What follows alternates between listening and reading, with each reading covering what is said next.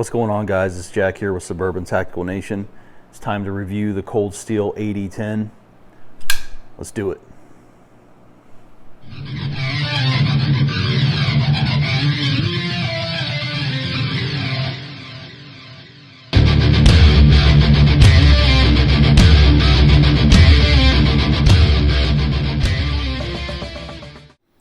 Alright, so we're finally going to get the review on the Cold Steel AD-10 here. This is the monthly knife club Onyx collector's plan that came in January. So we're going to go ahead and get right into the specs on this because this is a really good knife. I really like it, and I think you guys should know about it. So let's go ahead and get into the specs. Overall length of 8.50 inches. Got a blade length of 3.265 inches. You got a cutting edge of 3.50. You've got a blade width of 1.25 inches. You've got a nicely done drop point blade with a high flat saber grind with a nice swedge. Gives it a lot of strength into the tip there. And coming in a satin finish. And it's in a CPM S35VN, an absolutely fantastic steel. Yeah, this blade's going to get it done. I really like all the blades you're getting. You got a ton of cutting edge here going on. So we've also got some really nicely done contoured G10 scales on this with some nice thick liners that are actually aluminum. And you've got some, like I said, the beautifully done contoured G10 handles with an actual aluminum backspacer with what I call the attitude adjuster on the back there with a little lanyard hole you can use. The grip and the handle on this is really what makes the difference on what makes this blade such a good user. Yeah, it's over the top, overbuilt, and it's just a big knife, but when you get your hand on it, you can just feel the precision and how comfortable it is. It's like a fixed blade mixed with a folder. It's that comfortable of a handle, and that's what you want if you're using hard use, whatever you're going up against with it. You're going to want that comfort for that stability. Blade to handle length ratio on this is fantastic. So the handles are coming in at 5¼ inches. So the blade seems a little shorter, but you're still getting plenty of blade edge, cutting edge on this with a nice amount of belly, nice flat grind, and it's got a really nicely done edge on it. Super sharp. Cold Steel's grinds are always razor sharp out of the box.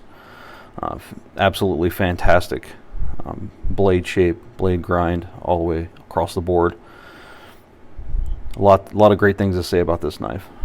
There is a few drawbacks, but they're very minor. So this is tip up, right or left carry.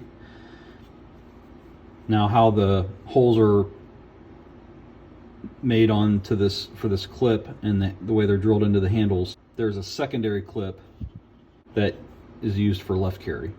So this is fully ambidextrous. That's what makes this thing so amazing. Also, you're pretty much getting the brute force of a fixed blade in a folder. I mean, you really are. And the heat treat on Cold Steel knives, I've come to find, is excellent. You can beat the mess out of these things and they're going to come back for more. They always put a screaming sharp edge on their blades. I've never had a dull Cold Steel. It's always came razor sharp. I've cut myself almost every one that I've got right out of the package. Matter of fact, I nicked my finger on this thing closing it. So do note that these are finger guillotines, 100%. You will bleed, so be careful. Now, I've seen a lot of guys demonstrate the lock closing, and they'll just push the lock bar back there in and let it fall down and catch right there underneath the forward finger choil. And if you got relatively skinny fingers, you can get away with that, but I am not going that far to let it fall down on my finger because it's just going to end up badly. So if you have large hands, large fingers, take the extra step to just use that precaution and let it shut like that. Unless you want to get stitches or have a band-aid every time you use this. So yeah, super great action. The thumb studs are great for deployment for the size and heftiness of the blade. You've got a great grip on these, so yeah, beautiful lockup sound. You've got a really thick lock bar in there that ensures this thing is going tightly in place. That's partly due to the design from the mastermind Andrew Demko that designed this blade and the locking mechanism, which is the legendary triad lock. The triad lock is his design. Now it looks like a ordinary lockback, like a buck or what have you. You know, you push it in, disengage it. But where his design differs is, if you notice right here on the blade, there is a deep groove cut out on the back of the blade here before you get to the tang, into the tang, and that pushes up against the lock bar, which is a hefty size. So you're getting that right there. You're getting the normal spring in the back for a lock back, but part of the mechanism, you got a pin here which the arm rides on.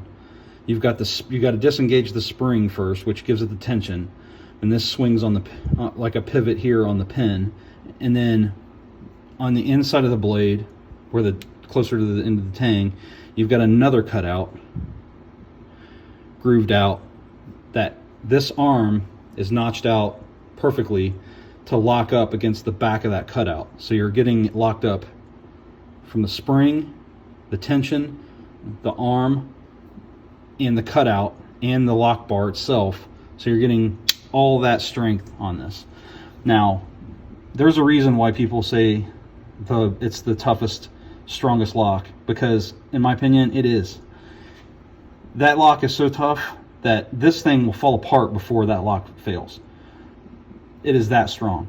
And if you don't believe me, go on YouTube and look up Andrew Demko's testings that he's done himself, weighting and hanging weights from chains and all kinds of crazy stuff off these blades. If you've ever seen Cold Steel's crazy, over-the-top, ridiculous advertisements, you know, their marketing that they have, you know, the big burly biker dude with the hard rock music going, stabbing and slashing pieces of meat hanging from you know, rope, and all kinds of crazy crap they got going on. Andrew Demko himself tests these out on their system, on their weighted test system, and he uses a lot of different models of knives to show what they're going up against with the strength of this. Now, is it necessary to have that much strength on a folder? No, not really. I mean, come on, you really don't need it that much, you know, when it comes to hundreds of pounds of weight. But knowing that, and knowing that it works effectively and works well, it's nice to have that assurance. I trust it. If there was ever a folder I would trust with my life, it is this one, without a shadow of a doubt. So I'm making that statement. This knife is that good. The resilience of this knife is the comfort on this. Let's go ahead and do some size comparisons. The AD-10 out there. Ontario rat model number 1, rat number 2,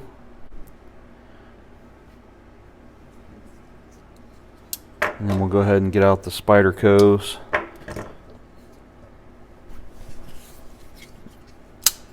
Paramilitary 2,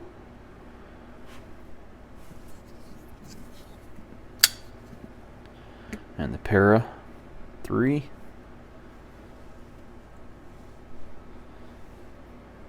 So you're getting a lot of handle length with the Paramilitary 2. You know how much you're getting if you've ever handled one of those. And it shows you just how much more you're getting out of the AD-10 there. There's that. And we'll throw it up against Code 4. Another one of my favorite cold steel knives. Much more slimmer profile. This is more of an EDC carry. I don't really carry it all that often, but it's definitely one I will if I need to. And then, newest to the group, the AD-15. And this is a whole Whole another beast of a mechanism by Andrew Demko on this one, which has, instead of the triad lock, you have the scorpion lock. So what they're calling is the yoke at the top here, and you just lift that up and it pulls the lock bar up. So more on this later, we'll do a review on that. So if you see blade size, pretty similar shape.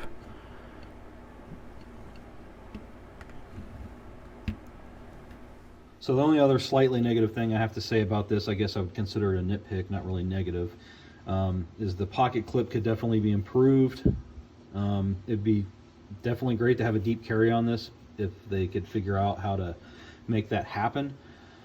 Aside from that, you've got T6 screws on here, and you've got 8 total screws on the knife total as far as disassembly is concerned, aside from the pivot. With the pivot is actually a T8, I believe. The screws are T6s, and the problem with T6s that you'll hear many knife enthusiasts and reviewers gripe about from time to time is the fact that T6s strip out easy when disassembling. So bringing it to the final conclusion, this is an absolute beast of a knife. I love it. I highly recommend it. I recommend it if you are interested in a big knife and you are not afraid to use a large user, you're looking for something serious, this is the way to go. This is a fantastic knife, and they've got a lot of other good stuff out there too. So if you can pick these up at a good price, just be wary on Amazon, because there are phonies and clones out there. Just check the seller and the user reviews. At this price, I would pick them up now. Who knows how much longer they'll be around. So if you're getting anything from this content, guys, make sure you hit that like button. It really helps the channel out. Lets me know if I'm creating good content for you or not. Please leave some comments and questions down in there. I'd love to hear from you. Make sure you subscribe, hit that notification bell so you can get weekly content as I upload it. This is Jack with Suburban Tactical Nation, signing off.